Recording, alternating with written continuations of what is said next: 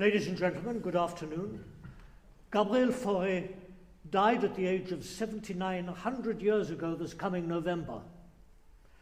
Between 1861 and 1921, he composed 109 songs. Because Fauré's mélodies are concentrated, compressed, without filling or bluster, there is a good chance that even in a short program like this, some justice can be done to his songwriting genius. Sadly, there'll be no time to talk about all his other great music: violin and cello sonatas, piano quartets, piano quintets, nocturnes, barcarolles, impromptus for solo piano, the Requiem, and so much more. Fauré's father was a school teacher in the Ariège, southern France, in the shadow of the Pyrenees. The composer was born there in May 1845. Over the previous 15 years, his mother had given birth 5 times, and this unexpected 6th child was too much for her. The baby was sent to a wet nurse in a nearby village and was only allowed to return to the family at the age of 5. Much younger than his siblings, the boy was a loner, free to improvise on the harmonium in the chapel of his father's school at Montgauzy, near Foix, and to roam around the monastery's walled garden. His passion for the magic of such secluded spaces remained with him forever. At the age of 9, he was sent away again. He won a scholarship to the École Niedermeyer in Paris, a school for church musicians, and he remained there as a boarder for the next 11 years. Fauré and his youthful compositions eventually came to the attention of a teacher at the École Niedermeyer, a composer of 26, already famous. Camille Saint-Saëns immediately recognized the enormous talent of this mysterious 16-year-old boy of almost Spanish appearance and soulful brown eyes. The first surviving song was entitled Le Papillon et la Fleur, and Saint-Saëns was so amused with the song's mock pathos that he drew funny sketches and a self-caricature on the title page of the manuscript.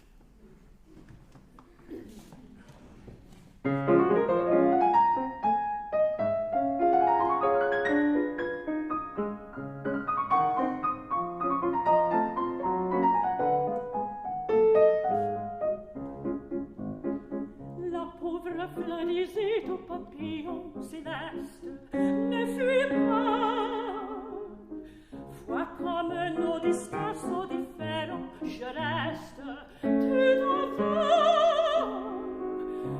Pourtant nous aimons, nous vivons sans les hommes, et loin d'eux. Et nos morts sont blancs, et l'on dit que nous sommes fleurs tous deux.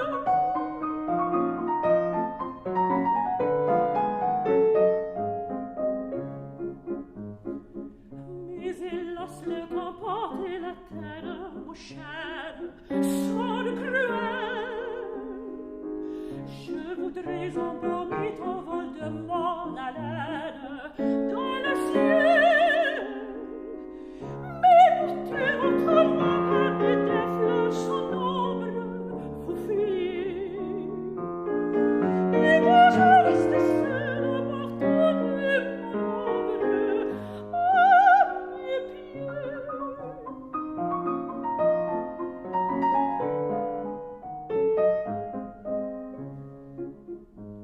Tu fuis, puis tu reviens, puis tu t'en vas encore, loin d'ailleurs.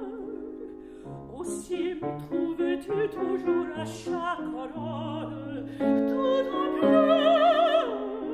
Et pour que notre amour coule des jours fidèles, ô mon roi, grand comme amour le ciel, nous donne-moi des ailes, comme à toi.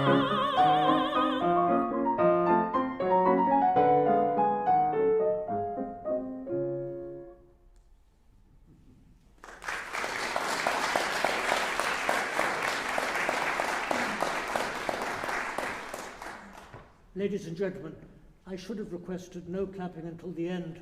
We've got a lot of music to get through in a little time.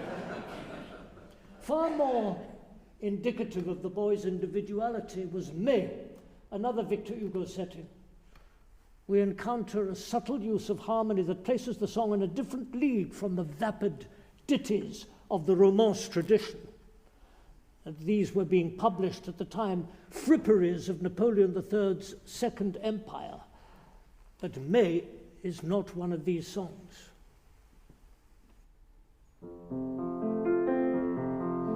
Puisque mai tout en fleurs, dans les prés nous réclame, viens, ne te lasse pas de m'élire à ton âme.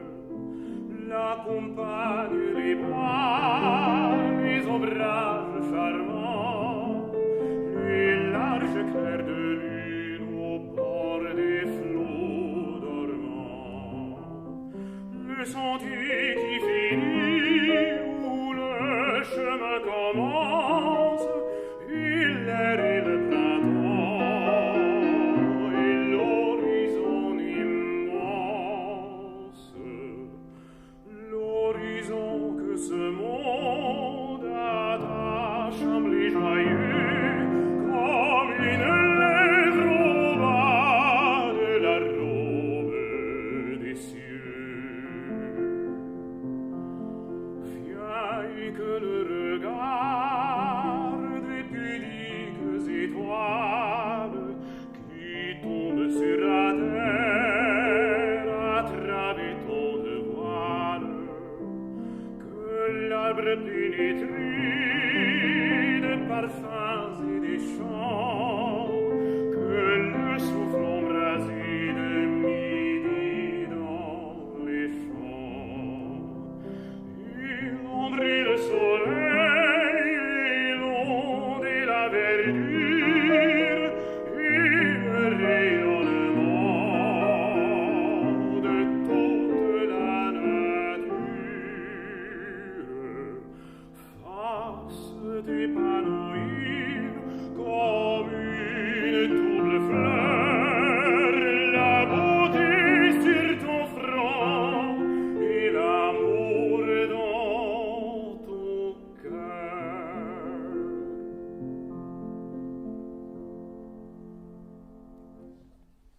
Saint-Saëns was besotted with his young student, both personally and musically, and the older composer remained a devoted friend for the next 50 years. Saint-Saëns was a master of the dark arts of Parisian musical politics, and from then on he helped Fauré negotiate his every career move. With Saint-Saëns' help, Fauré was appointed organist at Rennes in Brittany, but he was dismissed from the job for playing Sunday morning mass, still dressed in his dinner jacket from the night before. He was certainly no goody-goody. After this, the composer's posts as an organist were in Paris, and thanks to Saint-Saëns, increasingly distinguished, culminating in the Madeleine. Although the young man frequented all the musical salons of Paris, the social media platforms of the time, the lobbying for attention went against the grain. The separation and solitariness of his childhood had made him feel unworthy of inclusion in family life, and he always stood apart from the competitive family of French musicians jockeying for advantage. Marcel Proust was later to write of Fauré's disdainful indifference to success. And Fauré took for granted that he and his music would be rejected, and thus he could go on his own way without being disappointed or let down. Saint-Saëns had introduced him to the influential salon of Pauline Viardot and her Russian companion Ivan Turgenev. There, Fauré met celebrities like Gounod, Flaubert, and Georges Sand. Drawn into this heady milieu despite himself, he became engaged to Marianne, one of Viardot's daughters. Marianne withdrew from the engagement in 1878, which Fauré took as another seemingly inevitable rejection. This marked the end of his first period of song composition, which was dominated by settings of Victor Hugo. Pauline Viardot had insisted that writing an opera was the pathway to success, but the 33-year-old composer now doubled down on chamber music, piano music, and of course songs. For the next 11 years, we enter the second period, music of far greater substance and drama, with such poets as Leconte de Lisle and Armand Silvestre to the fore. Although he was much later destined to become the head of the Paris Conservatoire, Fauré was not educated there, and this sets him apart from almost all other French composers. As a result of being a student at the École Niedermeyer, his early training in harmony was dominated by a study of the church modes. When he composed the famous song Lydia, it was natural that he should have responded with a song in the Lydian mode, incorporating the sharpened fourth of the scale.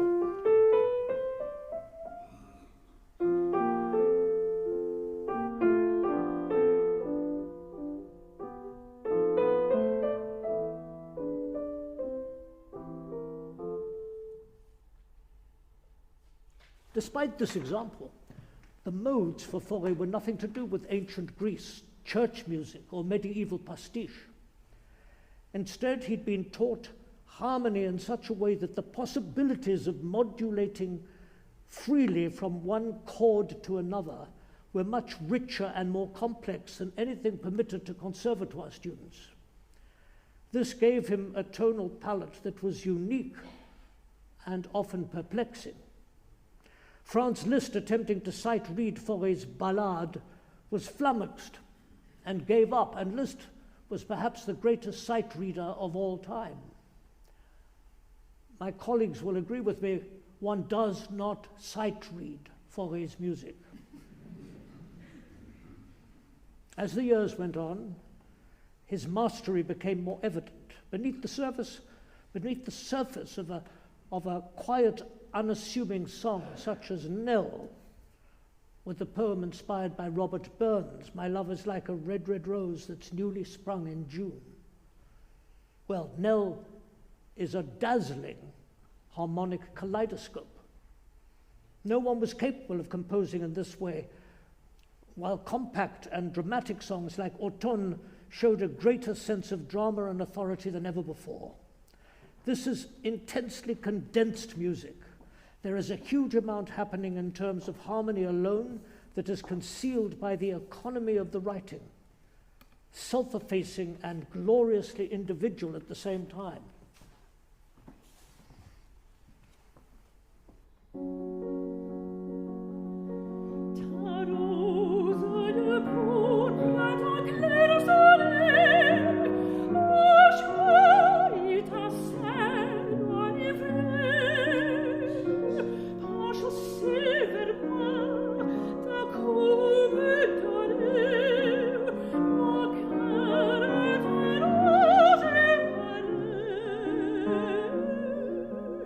Sous le mal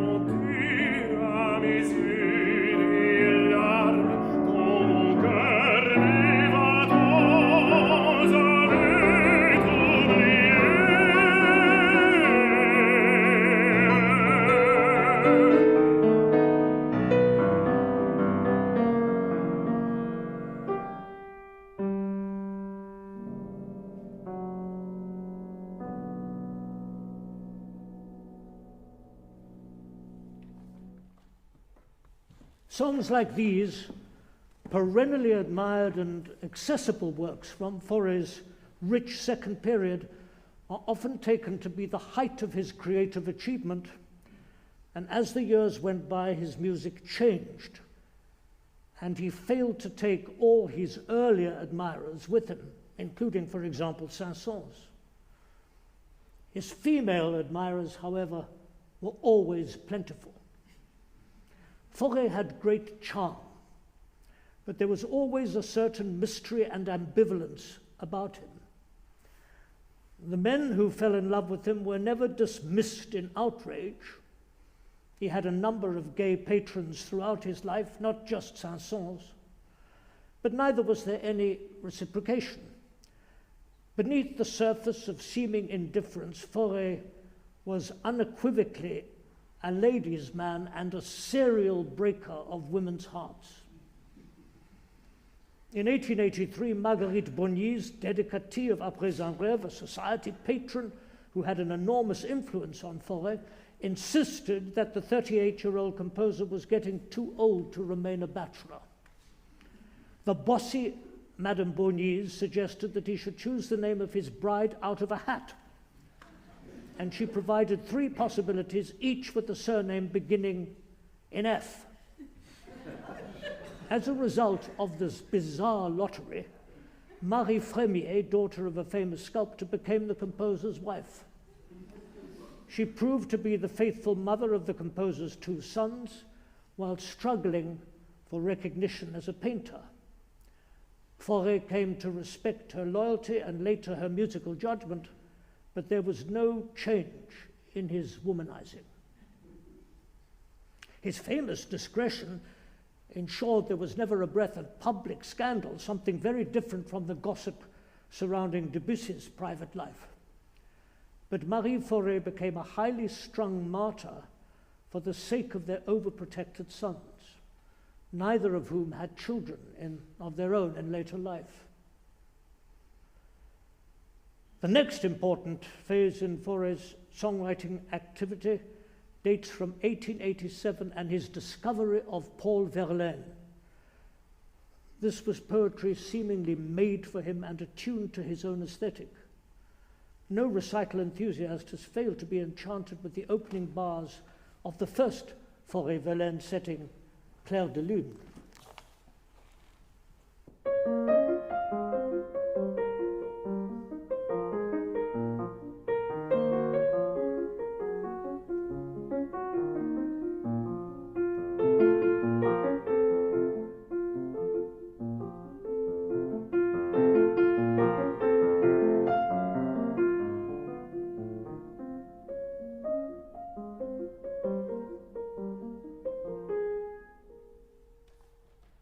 In this piece, the piano writing in the left hand suggests a lute accompaniment, something which was to become a beloved part of the composer's so-called madrigal style. The next songs were the well-known 5 Mélodies de Venise, settings of Verlaine, composed in Venice, where the composer was the guest of the American heiress Winnaretta Singer, Princesse de Polignac.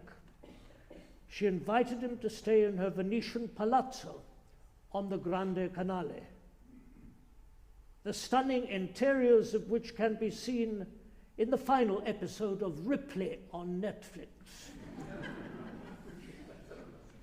Fauré was attracted to the princess, but she was out of his league. She was a sewing machine heiress who had married Armand de Polignac, a penniless homosexual aristocrat, for his title, while pursuing her exclusively sapphic interests with zeal. Nevertheless, without her money and encouragement, there would have been no Mélodie de Venise. The cycle begins with Mandoline, an evocation of courtly life in the second decade of the 18th century, as depicted by Antoine Watteau, and reflected in Verlaine's collection of poems entitled Fête Galante. As in Clair de Lune, the sound of a lute or guitar is at the heart of this ultra-elegant piece of time travel.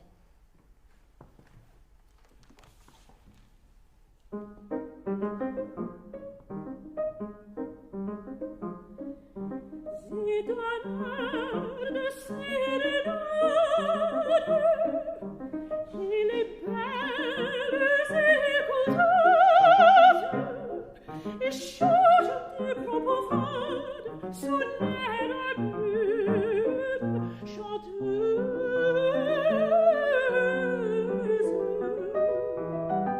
C'est elle cesse et c'est amante,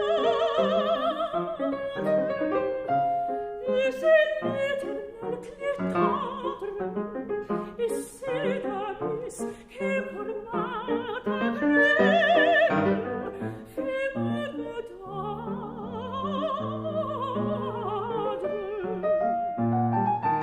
Leur courte veste de soie, leur longue robe éclat, leur élégance de joie, et leurs molles ombres bleues. Tourbillonnent dans l'extase d'une lune rose et grise, et la mandoline chasse parmi les frissons de brise. J'ai dans l'air de sérénade, il est belle et écouteuse, et change de propos fades sous les ramures chanteuses.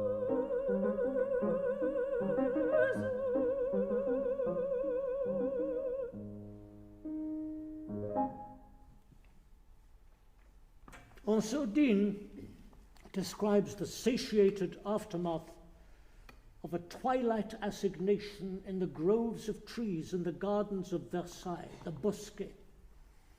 It's perhaps the quintessential Fauré song. The serenity following secret al fresco sexual release is laced with controlled apprehension and concealed desperation.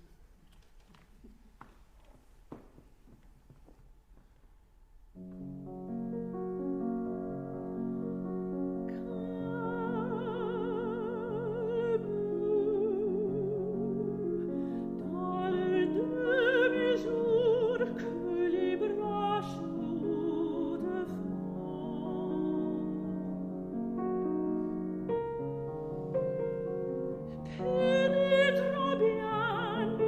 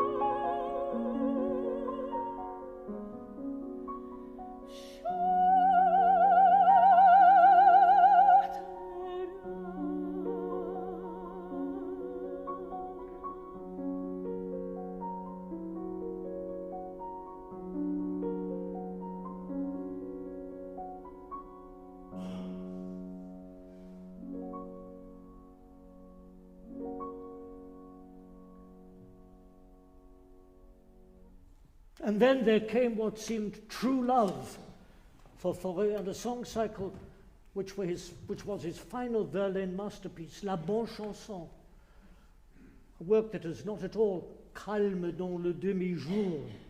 It's all about sunlight, upbeat passion, hope, and almost visceral optimism.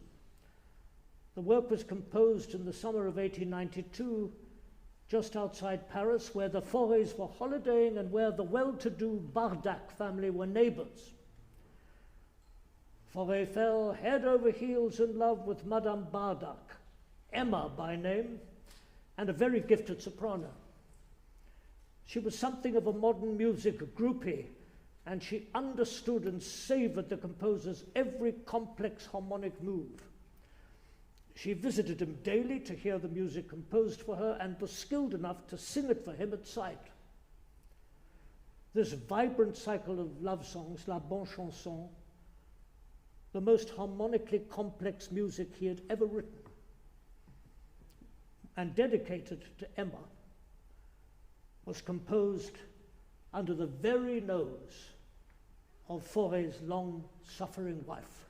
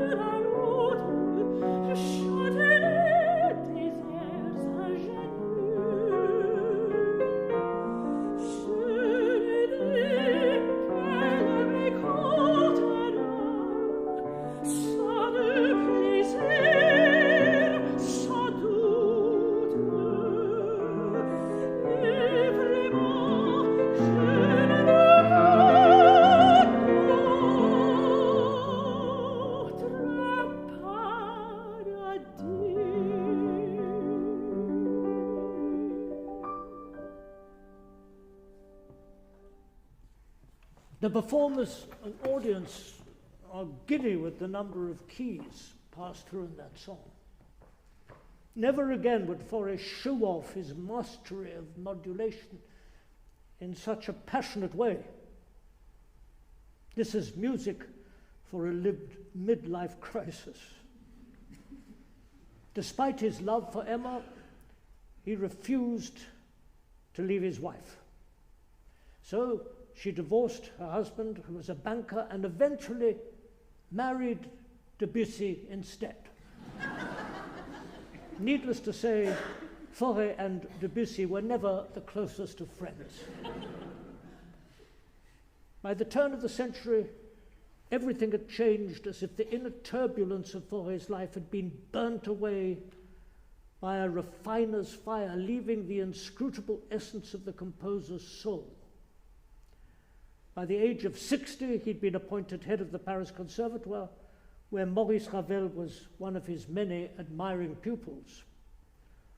While still officially living with his wife, he'd settled down with a long-term mistress, Marguerite Hasselmans, a brilliant pianist who stuck with him during his years of emphysema and increasing fragility. Marguerite was a kind of unsung hero in Fauré's life, so much so that she was financially supported by the composer's sons, after their father's death. The evolution of Fauré's vocal music from the can-can reign of Napoleon III to the can-do modernistic world of the 1920s was astonishing.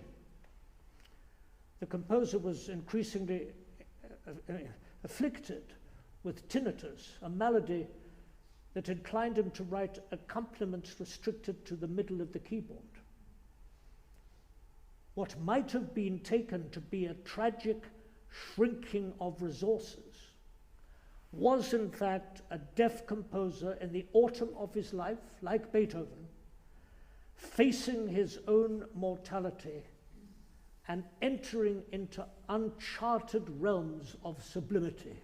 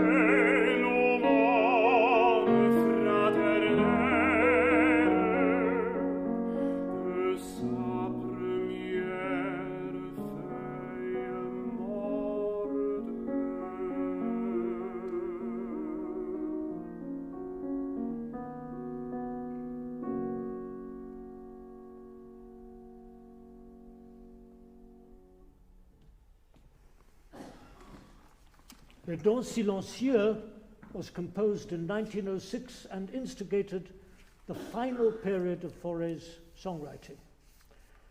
The Belgian poet Jean Dominique, whose real name was Marie Closet, was a much-loved early feminist figure, and this poem was addressed to a female lover. The song is composed in Fauré's beloved madrigal style. He wrote of Le Dents Silencieux, "It does not resemble any of my other works or anything I'm aware of. It translates the words gradually as they unfold themselves. It begins, opens out, and finishes. Nothing more. Nevertheless, it is unified. I will place my two hands over my mouth to silence what I wish to tell you, dearest soul. And then I will place them gently in your hands. They will come to you full of their weakness, all silent and even without a caress, weary of having borne all the weight of a secret that my lips and eyes and hearts would reveal. They will come to you light as being empty, heavy at being sad, sad at being shy, unhappy and gentle, and so downcast that maybe, my God, you will gather them up. And so it is with the gift to us of Fauré's music. The composer insists on nothing. He never presses us to give him our attention. It is up to us to step forward and listen. It is up to us to gather up the music to our hearts.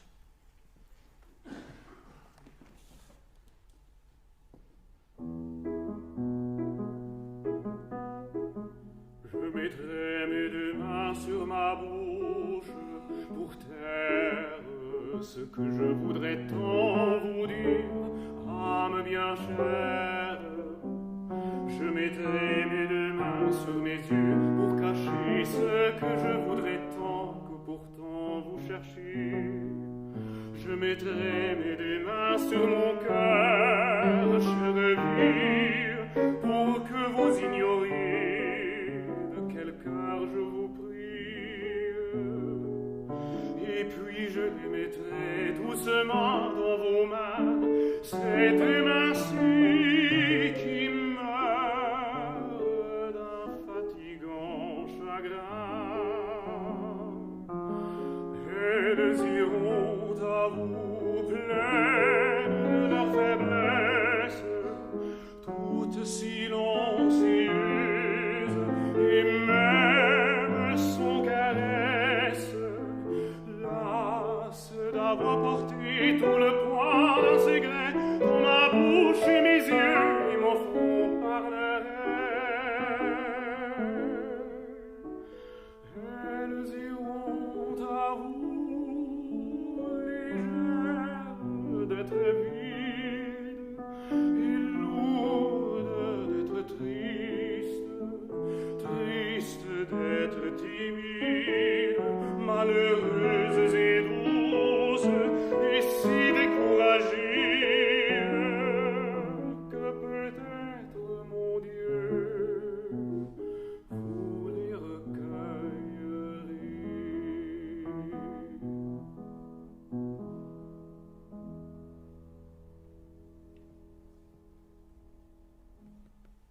This is not music designed to make great sales and whip up popular enthusiasm. It is musicians' music, and it's always played to a limited gallery of those who would defend its greatness to the last. Between 1911 and 13, Fauré composed his only opera, Pénélope.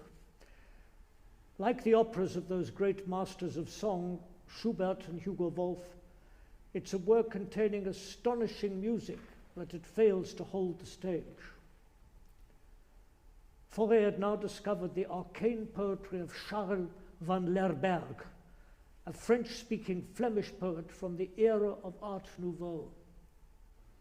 His poems were devoted to ethereal female beauty, a search for the eternal feminine.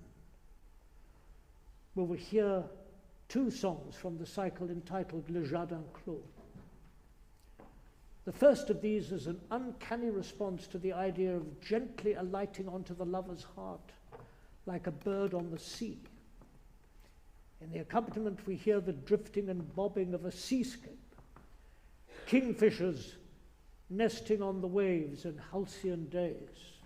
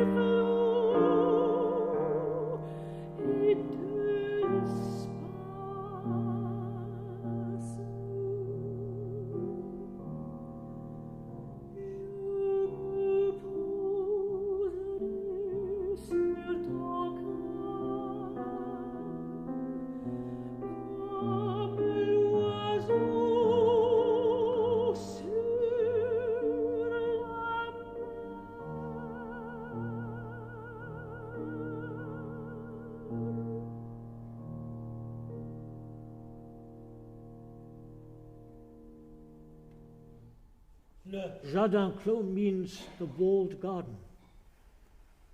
In the cycle's fifth song, Dans le Nymphe, in the grotto, we go into the secret heart of this garden to find an imaginary immortal nymph, an otherworldly creature, the mysterious embodiment of womanhood. As is so often in Fauré's songs, an opening bar of simple and innocuous repeated chords inaugurates a harmonic journey of which we can scarcely dream.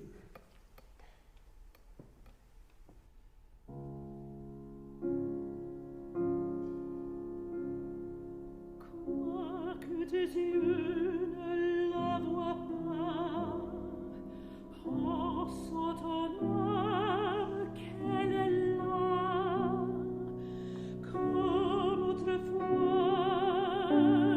divine et blanche. Sur ce bord pose ses mains, sa tête est entre ses jardins.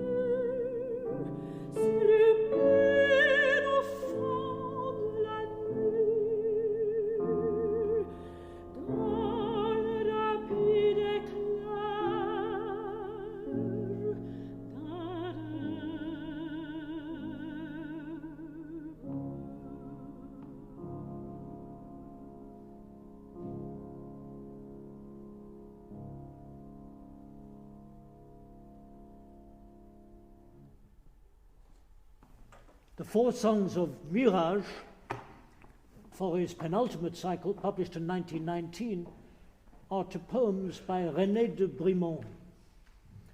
Her preface refers to visions of the past before the torment of war, dreams which bring us calm in nature's eternity. And this song, Jardin Nocturne, about a beautiful garden at night, is a return to Fauré's childhood days of roaming the monastery garden, listening to the hidden sounds. Coming full circle, the fascinations of his childhood meet the artistic miracles of his old age.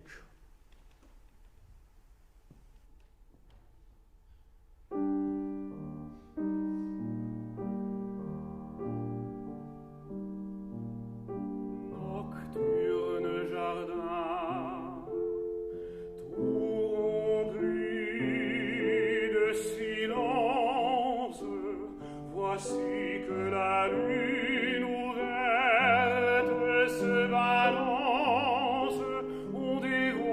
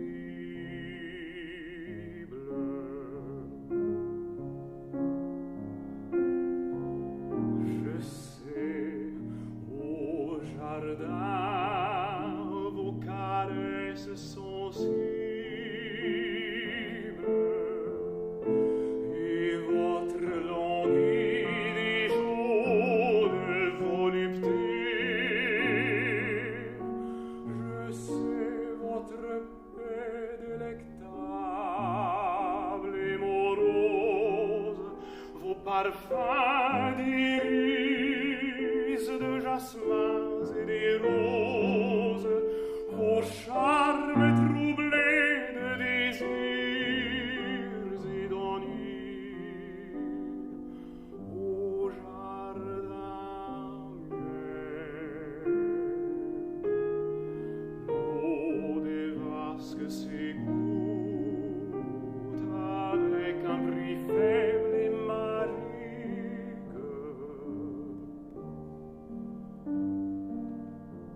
J'écoute ce baiser qui chante aux lèvres de la nuit.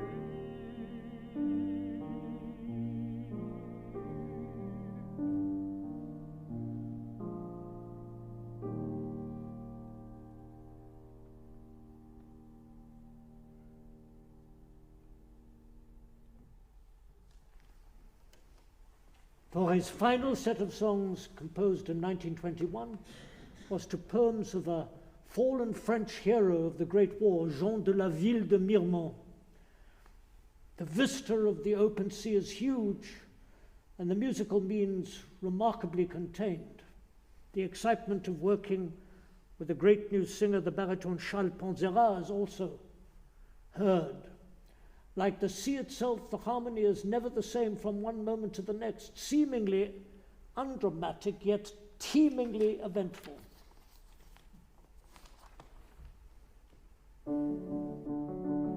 La mer est infinie,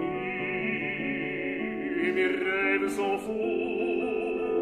La mer chante au soleil en battant les falaises. Et mes rêves légers ne se sont plus d'aise de danser sur la mer comme des oiseaux sourds. Le vaste mouvement des vagues les emporte, la brise les agite et les roule en ses plis.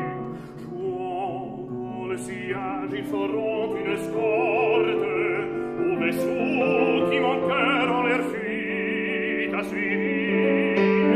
Ivre d'air et de ciel, et brûlé par l'écume de la mer qui console et qui lave des pleurs, ils commettront l'orge et sa bonne amertume.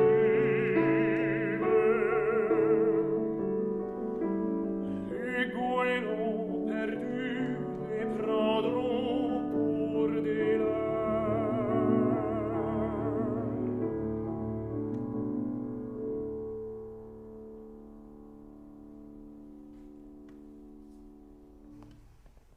To end this hour with Gabriel Fauré, we go back to 1906 and La Chanson d'Ève, the Van Leberg cycle that gives voice to the biblical character of Eve and in which Adam makes no appearance at all. Fauré was 61 years old. In the cycle's opening Paradis, his canvas is nothing less than the creation of the world and the Garden of Eden. If you remember, the song we heard from La Bonne Chanson ended, Je ne veux pas d'autre paradis. I want no other paradise. Well, here is another paradise altogether. In the cycle, Eve is a cosmic figure, and I know of no other French song where God speaks. How does Fauré do it? Let his mastery speak for itself and end the program. But first, I'd like to read you the poem to show you the extent of the challenge that faced the composer. It is the first morning of creation, like an abashed flower breathed on the night air, with the pristine whisperings that rise from the waves. A blue garden blooms. Everything is still blurred and indistinct, trembling leaves, singing birds, gliding wings, springs that rise, voices of air and water, an immense murmuring which yet is silence. Opening to the light her soft and vacant eyes, young heaven-born Eve is awakened by God. The world lies at her feet like a lovely dream. Now God says to her, "Go, daughter of man, and bestow on all beings that I have created a word, from your lips a sound that we might know them by." And Eve went obedient to her Lord into her rose grove, bestowing on all things a word, a sound from her flower-like lips, on all that runs, that breathes, that flies.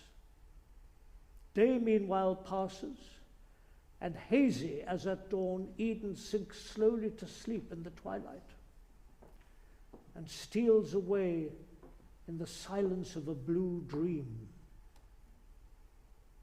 The voice is hushed, but everything still hearkens, waiting in expectation, when, with the rising of the evening star, Eve sings.